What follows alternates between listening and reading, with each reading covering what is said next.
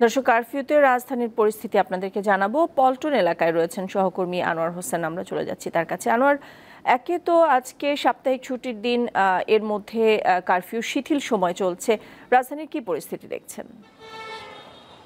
নাদিরা, আপনি খবরে যেমনটি বলছিলেন সেই জায়গা থেকে যদি বলি যে কারফিউর যে শিথিলতা তার সময় বাড়ানো হয়েছে, তো সেই জায়গা থেকে আমি আছি রাজধানীর খুবই ব্যস্ততম একটি এলাকা পুরানো পল্টন মোড় আছি। আপনাকে একটু দেখাতেও চাই। নিশ্চয়ই দেখতে পাচ্ছেন যেখানে একদম স্বাভাবিক জীবনযাপন, যাত্রীবাহী বাসও আপনি দেখতে পাচ্ছেন, একেবারে গণপরিবহন মোটামুটি পর্যাপ্ত পরিমাণে আছে। অর্থাৎ বিগত কয়েকদিনে কিছুটা গণপরিবহনের সংখ্যা কম থাকলেও আমরা আজকে অন্তত দেখছি যে একেবারেই কিন্তু চিত্রটি স্বাভাবিক।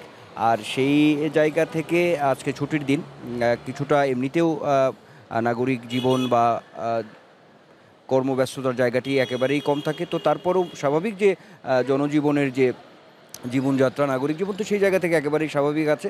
গণপরিবহনের সংখ্যাও একেবারেই চোখে পড়ার মতো। মানুষ নির্বিঘ্নেই কিন্তু গন্তব্যে যাচ্ছে, নিজেদের যে কাজগুলো আছে সেটিও কিন্তু সেরে নিচ্ছেন।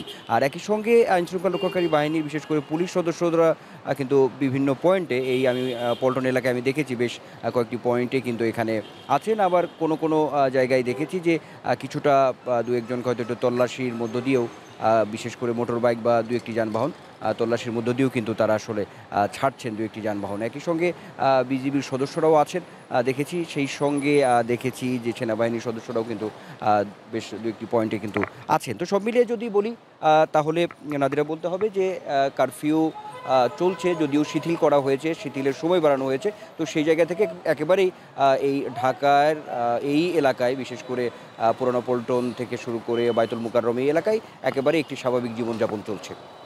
নাদিরা। দর্শক, আমাদের সাথে যুক্ত ছিলেন আনোয়ার হোসেন, জানাচ্ছিলেন রাজধানীর পরিস্থিতি।